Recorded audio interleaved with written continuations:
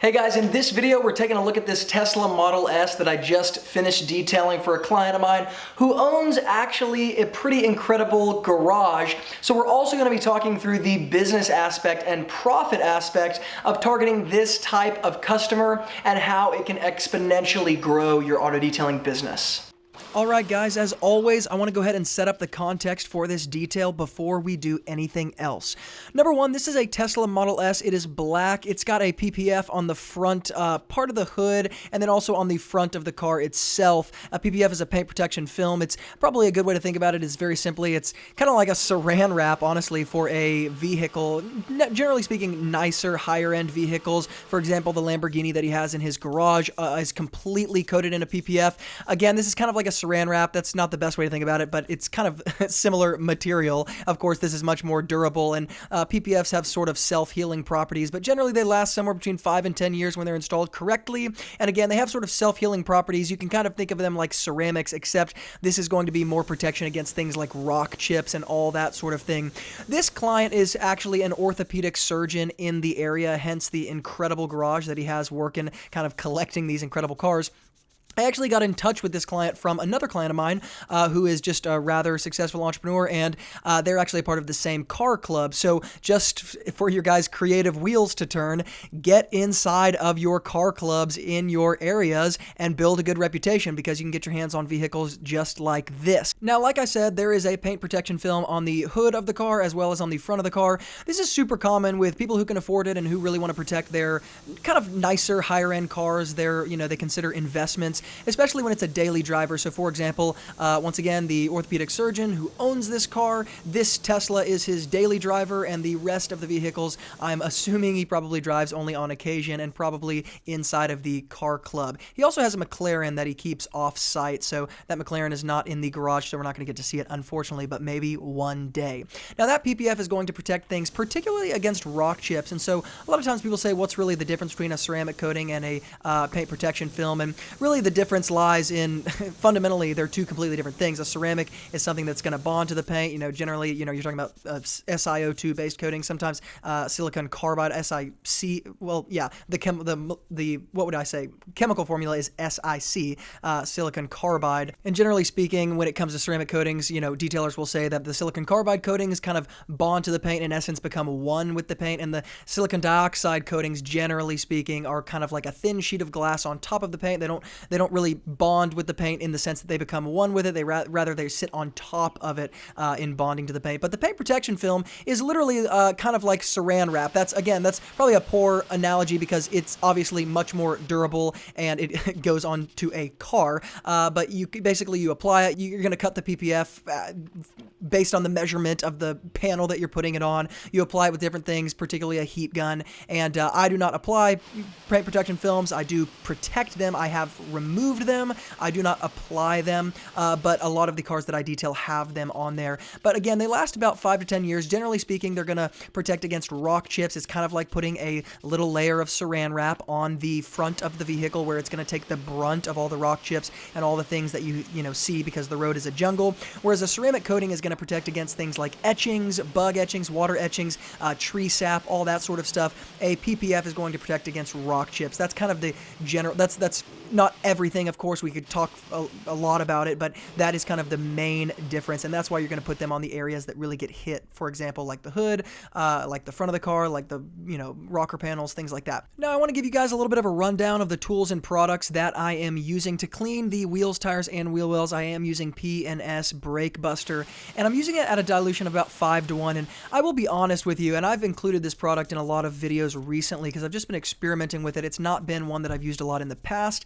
and I will say it's not really my favorite product. It's not anything, against anybody, but it's not my favorite product. It's not been nearly as effective as any of the acidic wheel cleaners that I generally reach for when I'm detailing, and not necessarily a Tesla, but just general vehicles that are in my stratosphere. And it's just not as effective as I'd like it to be, especially when you compare it to a product like the Jaxwax HD Wheel and Tire Cleaner that is also a wheel and tire, and you can include wheel well cleaner in that. That product is just dramatically more effective, and so after I run out of the Brake Buster, I'm not going to be ordering that again. However, I will link it up again if it is something that you like. A ton of detailers love it, but you can find that in the description box below because, of course, this is just my opinion as one single guy. So I'm using the brake buster at a dilution of 5:1. I'm using my electric Sunjo pressure washer and, of course, holding that at a safe distance. But when it comes to the wheel wells, they are all fabric. You're going to see that on most higher-end vehicles, not just Tesla, but Mercedes, BMW, anything with a bit of a name is going to have those fabric wheel wells, especially if it's a more, say 2016, 17, 18. I think it's probably for the to mute the sounds of the rocks hitting the wheel wells, but I could be wrong. But it does get a little bit painful to try to detail those out, and that's where your pressure washer and just a very simple brush will come in handy. But you guys are going to see I'm going to use the Speedmaster brush to kind of bend it a little bit and get up in those wheel wells. That can work really well for these cars that are already in really good condition, and that is going to be some of the things that we're talking about in this video. This Tesla is in really good condition, and like you guys know, because I target maintenance clients, because I target a very specific type of clientele, the vehicles that I detail most of the time are in incredible condition before I ever get there. They're in really, really, really pristine condition, and so we really are all in the details here. This isn't just general washing and waxing and things like that. Now, after the wheels, tires, and wheel wells are done, just to give you a little summary of the rest of the process with some simple products and tools, I am going to be washing the outside. We're going to pre-foam, pre-rinse it with AM Details foam soap. It's one of my favorite foam soaps. It lays really flat on the paint. I've talked about it a lot in other videos, and so you guys will be able to see that. I get some good shots of that in this video. Wash that off. Then we're going to use Renegade's, what is it called? Sudstorm, from their detailer line, their new professional detailer line. It's called Sudstorm. It's what I'm generally using, kind of just my default product for agitation washes right now. So be using the 2-bucket method. And then the wash mitt that I'm going to be using is from a company called Microfiber Madness. It's actually new to me, but really, really high quality microfiber. And so that's just one of those things where when you're dealing with higher end vehicles, it's something I don't really take risks on, something I don't play around with. So I make sure that basically everything I use either is completely new or relatively new and super high quality, even if it makes me, I don't want to spare any expense in this case. And then very simply, I'm going to take a clay bar to just a couple areas of the car, a very light, non-heavy, light grade, very non-abrasive clay bar to just different parts of the paint, particularly some of the parts right behind the wheel, a couple parts on the front, even parts of the paint protection film. I can use that Optimum No Rinse solution as a clay bar lubricant and use just a tiny bit of clay in my hand to just pull off any really small things. But the great thing about the fact that this is protected and ceramic coated is very simply, it doesn't take any clay barring to really get it to that level that I need it to before we start actually protecting it. And so because of that, not only does it cut down on a lot of time, but it cuts down on a lot of energy I'm having to put out. So once again, we'll talk about this in just a second, but hence why I always target maintenance clients when it comes to auto detailing, simply because it allows you to leverage your time in a way that otherwise you would not be able to.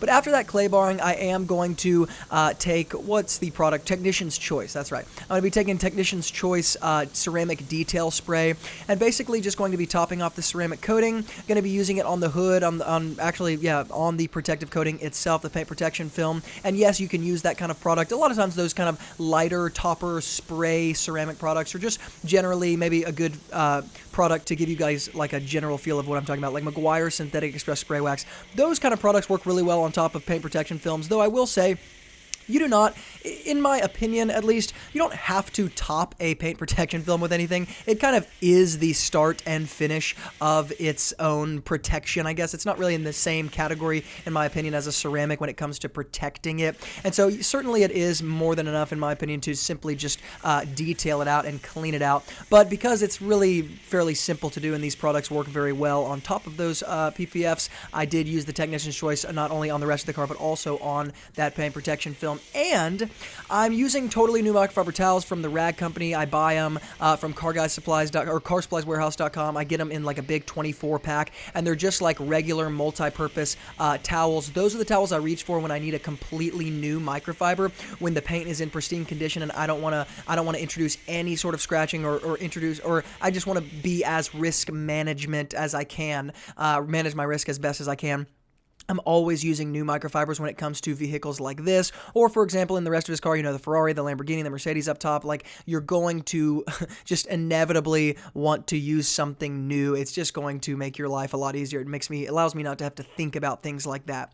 So all of that being said, now that you guys know the process, I want to go ahead and get into a few points on the business side. So the first of the two main things that I want to just kind of discuss here in a bit more vivid detail than I normally do is, number one, I think a lot of people are going to be inevitably asking the question, how do I target this kind of clientele? How do I build up a list of, say, maintenance clients with these kind of vehicles that want their vehicle serviced on a regular basis? Well, one of the most interesting things I think about this business is that while I've built websites and social media pages and things like that have been incredibly helpful and ultimately exponentially helpful in building a clientele base, and I think that that's probably still the most effective way and going to continue to be the most effective way to do that. What's really interesting is that in my experience, as you build up kind of what I call a critical mass, or you build up kind of this snowball of momentum, this word of mouth thing comes in and ends up becoming even more powerful than all of the time you spent putting into your advertising online. And while I don't do any paid advertising online, generally I'm doing a lot of just different organic things and, working with different SEO strategies and all that sort of stuff. What inevitably happens and has continued to happen over the years is I get in touch with the right person at the right time who I can track. I think maybe you guys should even, think about this. You might take a piece of paper and say, okay, let me list out where most of my clients came from. I can track probably between 20 and 30 people where a lot of my clients came from. Those 20 and 30 people probably brought me, 60 to 70 other clients. And it begins to be, I'm not trying to sound pyramid scheme-ish, but it begins to be this word of mouth thing that ends up trickling down in this domino effect where it kind of spirals you upwards. At least that's been, again, my experience. And so like I said, this customer was one that I got in contact with through another customer of mine who's a fairly successful entrepreneur, and probably more than fairly successful, but a very successful entrepreneur who said, hey, listen, if you're looking for nicer cars and you want to include those in some videos as well, and that'd be a good thing for you, let me hook you up with some guys who would be really interested in having a maintenance wash done and all that sort of stuff. And so here we are. We get put in a group text with the right person at the right time, and all of a sudden you're in the game here.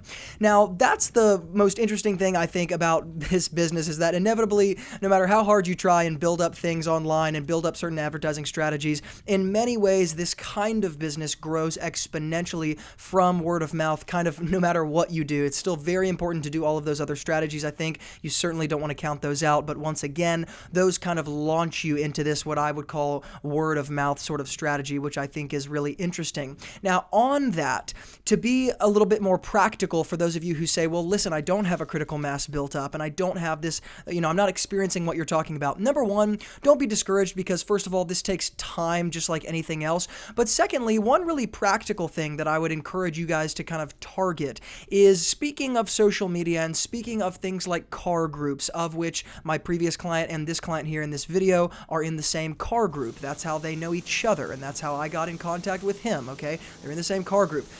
Target things like this in your area. You can even search online on certain social media pages, particularly Facebook. There are entire groups dedicated to people like this who say, hey, we're like-minded people, we really like cars, we have expensive cars, let's get together, go to shows together, do drive-thrus together. Like, for example, the city I live in, on the first, I believe it's the first Saturday of every month, there's a huge car guys get together in the downtown area of where I live, and they all literally show off their cars and drive around together. And certain shops even close for it. This happens every single month. And there are several different Facebook pages dedicated to those people alone.